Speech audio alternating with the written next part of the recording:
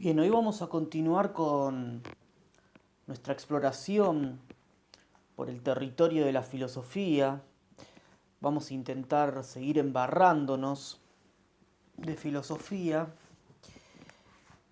y para ello continuaremos con este ejercicio de caracterización, tratando de identificar cuáles son las particularidades del conocimiento filosófico. Bueno, este es un tema que ya empezamos a trabajar la clase anterior y es probable que ustedes se interroguen respecto de cuál es la necesidad de leer dos autores para trabajar el mismo tema. Bien, yo creo que esto es imprescindible para asumir desde el primer momento que la filosofía es el territorio o es la geografía que no admite homogeneidad y que para su existencia requiere del diálogo y del disenso. Eh, bueno, también uno podría pensar por qué dos autores y no mil. Bueno, por una cuestión de tiempo, primeramente, y además porque tampoco quiero aburrirlos con estas disquisiciones. Yo tengo claro que ustedes no pretenden ser estudiantes de filosofía. Pero creo que en esta entrada es importante al menos tener dos visiones del mismo tema. Bien, para asumir que aquí vamos a navegar en ríos que requieren para su existencia, les decía, de los disensos, los conflictos, el establecimiento de algunos acuerdos también. ¿Ello quiere decir que un autor es mejor que el otro? Bueno, desde luego que no. Ello quiere decir que se proponen miradas distintas, en este caso, respecto a cómo es la filosofía. El ejercicio que yo aquí les voy a proponer entonces es que ustedes puedan identificar continuidades, rupturas y críticas entre ambos planteos. Hoy vamos a leer un texto de una pensadora española, Marina Garcés, nacida en 1973. Si ustedes ingresan al buscador del diario El País, van a poder leer algunos de los artículos que escribe Marina. Son muy interesantes, los invito a que vayan por allí.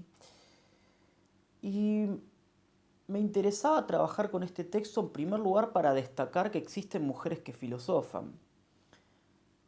Bueno, puede parecer algo evidente. Yo quiero dejar en claro que para mí no lo fue durante mucho tiempo, que tuve que ponerme a investigar mucho para incorporar mujeres en el programa de la materia, porque en mi formación leímos muy pocos textos escritos por mujeres, muy pocas propuestas filosóficas elaboradas por mujeres. Y además porque creo que el planteo respecto de la filosofía como modo de pensamiento que nos propone la autora es necesario para aquellos como ustedes que bien, no pretenden ocuparse de la filosofía, sino de la docencia. En líneas generales, esta filósofa pretende recuperar el valor práctico o existencial de la filosofía, al igual que Jaspers, pero también su valor comunitario. Y allí va a estar el principal punto de ruptura con el planteo previo. Marina Garcés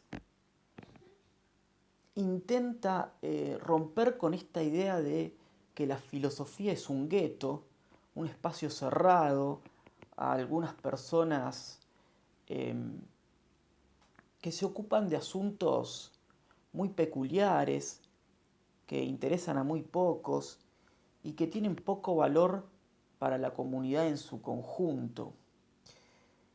En ese sentido, ella pretende devolverle la pasión a la filosofía, y esa filosofía apasionada que nos propone, bueno, necesita tener vínculos con su comunidad y con la política. Ciertas imágenes del sentido común o de los lugares recurrentes respecto de la filosofía no son solamente prejuicios, son también realidades. Bueno, uno puede investigar las tesis con las que frecuentemente eh, titulan quienes se dedican a la filosofía en nuestro país y uno va a ver que son comentarios sobre el texto tal, de cuál autor, contribución a la lectura de la filosofía de Kant, por ejemplo. Pueden hacer esa búsqueda. Bueno, Marina Garcés intenta entonces devolverle importancia a la actividad filosófica para el conjunto de la comunidad. Y con ello también intenta deslocalizar a la filosofía de un género y un territorio determinado. Esa imagen común de la filosofía también tiene a un sujeto que son los hombres y a un territorio que es la Europa central. El texto que nosotros vamos a leer es del año 2015, se titula Filosofía inacabada, y ya desde el título mismo del texto me parece sugestiva, ¿no? Esta propuesta. Suele verse a la filosofía como una colección de libros antiguos. A veces, si bien en alguna oportunidad hicimos esta experiencia de compartir imágenes sobre la filosofía y surgen los bustos de grandes pensadores que en líneas generales vivieron hace mucho tiempo, y luego todos ellos hombres, y si no la imagen de las grandes bibliotecas. Bueno, si es algo inacabado, no puede estar solamente allí. Si es algo inacabado, tiene que estar vivo. Y esa propuesta de una filosofía viva es lo que a mí me resulta muy interesante del texto de Marina Garcés. Hay una suerte de preámbulo del texto. Bueno, aquellos que estudiamos filosofía se suele interrogarse, ¿no? ¿Cómo te dedicaste a eso? ¿Qué te pasa por la cabeza? Y ella dice que es cierto, que la filosofía es una apuesta a una forma de vida. Yo creo que ahí podemos hacer un paralelismo muy interesante con la docencia en nuestro país. Esos cuestionamientos que aquí en el texto dicen que suelen hacerse a quienes se ocupan de la filosofía, cómo se te ocurrió meterse con eso, son también frecuentes a quienes se dedican a la docencia del área que sea. Vos estás loco, ¿qué vas a hacer con esos pibes, con esas pibas? Bueno, entonces, esa forma de vida, sin embargo, necesariamente incumbe a todos. Nos dice el autor allí al principio del texto, la filosofía es la manía de algunos que necesariamente incumbe a todos. Aquí se abre un interrogante, entonces, ¿quién es el sujeto de la filosofía? Jaspers nos decía que para hacer filosofía la única condición necesaria era la condición humana. Bueno, aquí esto se pone en signos de pregunta. ¿Son todos los filósofos o son algunos? Vamos a dejar el interrogante abierto y atravesar las principales líneas del texto en compañía de esta pregunta. El primer argumento con el que nos vamos a encontrar es esta idea de que la filosofía es una cosa pública. La filosofía no surgió en un claustro universitario, no surgió en un círculo intelectual. La filosofía surgió al aire libre y allí tiene que retornar si quiere vivir. No puede permanecer la filosofía solamente como la actividad de un grupo selecto que discute cosas sin importancia para la mayoría. Sus preocupaciones tienen que surgir de las calles y volver a ellas. Por lo tanto, la filosofía no puede justificarse ni mucho menos preservarse. Al contrario, tiene que practicarse y exponerse. Probablemente todos los que somos parte de esta clase sabemos que al exponernos tenemos consecuencias. Podemos ser aceptados, podemos ser rechazados. Bueno, si la filosofía quiere vivir, necesita asumir ese riesgo. Y no es nada si se la aísla, si permanece cerrada en sí misma, si no tiene nada para decir sobre la vida comunitaria.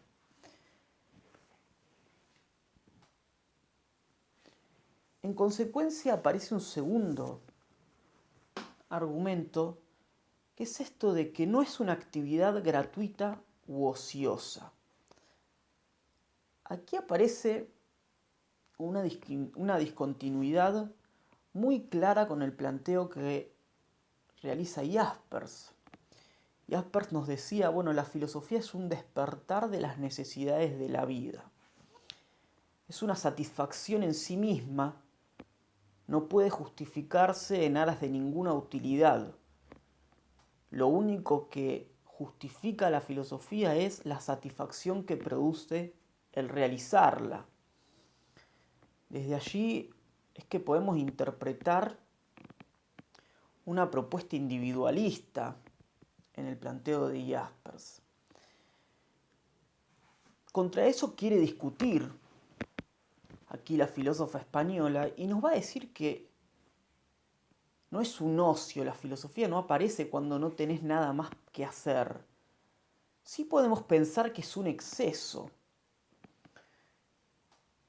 Y usualmente los excesos los interpretamos con un lujo, pero ese exceso tiene que ver con el de dar sentido y orientación a la existencia humana, y para ello es necesario siempre ir más allá de las apariencias, ir más allá de lo establecido y también ir más allá de lo meramente individual.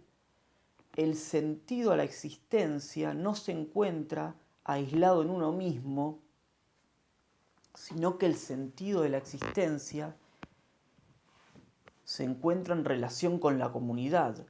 Y Jaspers recuperaba esto al plantear que el origen más profundo de la filosofía entonces no está en el asombro, no está en la duda ni en las situaciones límites, no está en esos estados de conmoción individuales, sino en la voluntad de comunicarse.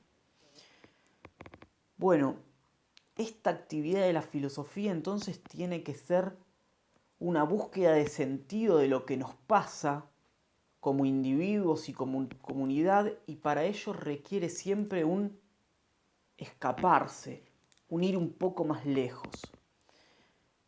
La actividad que vamos a hacer en esta clase va a invitarlos a pensar sobre esta idea. Yo quiero recordarles aquí que no es que enloquecí, y sigo teniendo presente que ustedes no quieren estudiar filosofía, sino que quieren estudiar o bien historia o bien ciencias naturales. Sin embargo, yo sigo insistiendo con la necesidad de que todo aquel que pretende ejercer la docencia tenga alguna dosis de filosofía dentro de su cabeza.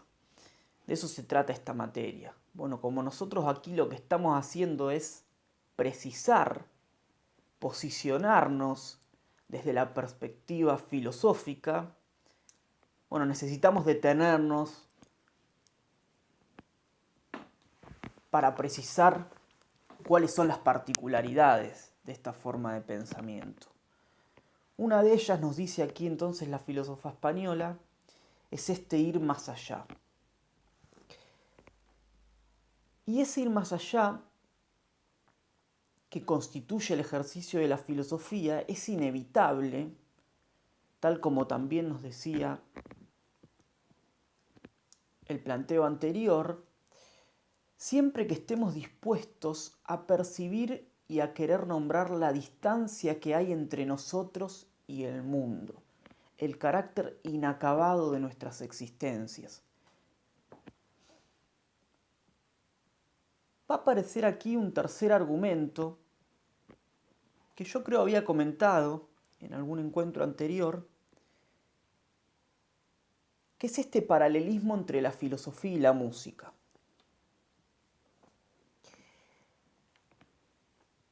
¿En dónde radica ese paralelismo? ¿Qué tienen en común la filosofía y la música? ¿Por qué Marina Garcés nos dice que la filosofía es como la música? Bueno, nos dice, lo propio de la música y de la filosofía es la relación entre una práctica minoritaria y una experiencia compartida por todos. La música y la filosofía no son saberes particulares, conocimientos que se pueden tener o no tener.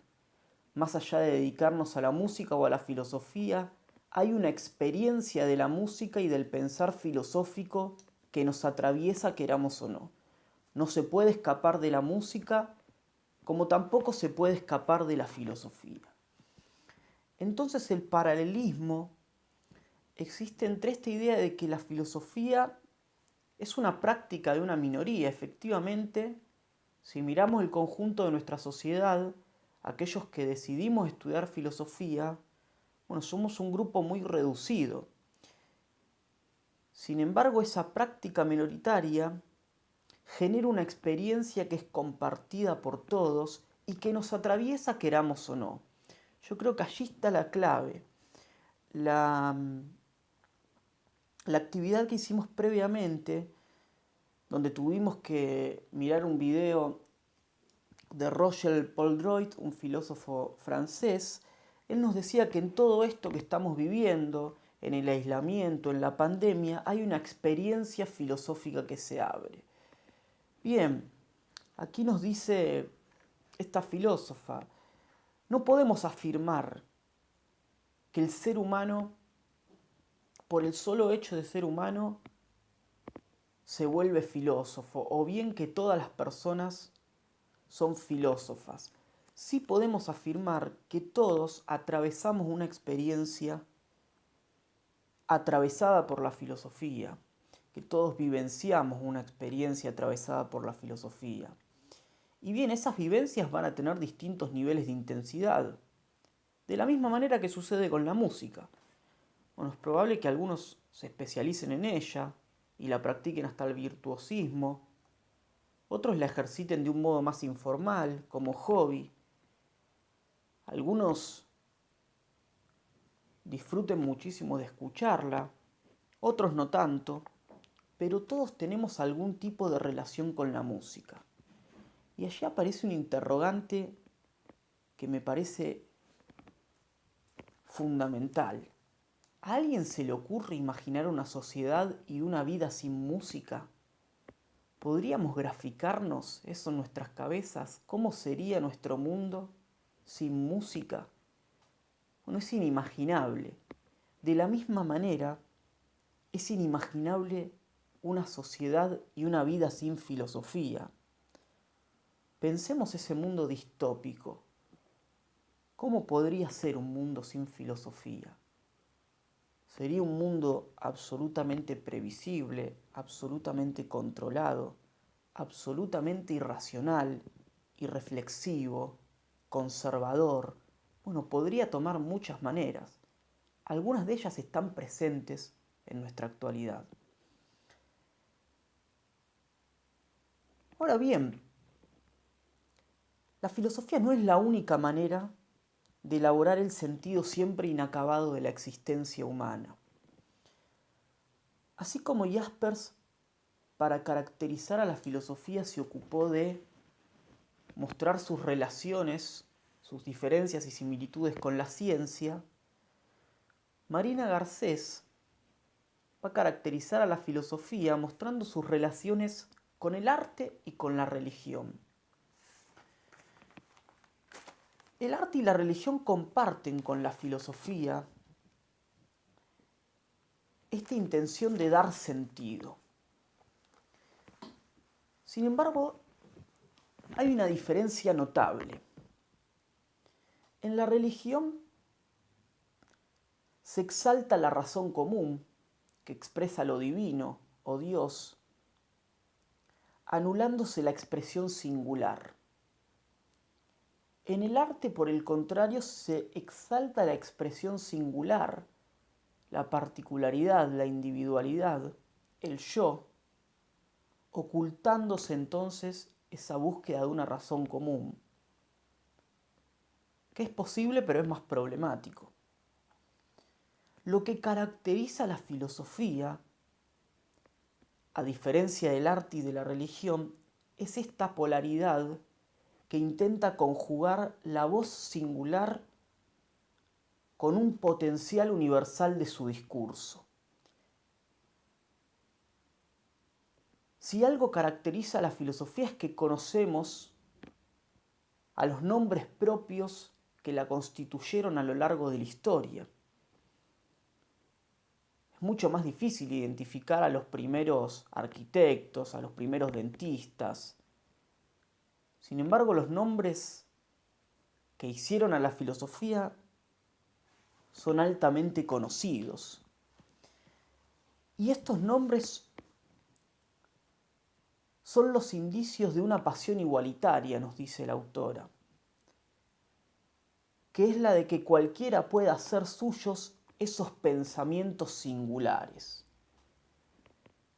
Entonces, lo característico de la filosofía es la expresión de una singularidad que busca al mismo tiempo entrar en diálogo con otras singularidades en aras de una razón común. Esa es su paradoja y su característica principal. En conclusión, Marina Garcés va a aventurarse en proponernos una definición de la filosofía, a diferencia de Jaspers. Y va a decirnos que la filosofía es un pensamiento que transforma la vida.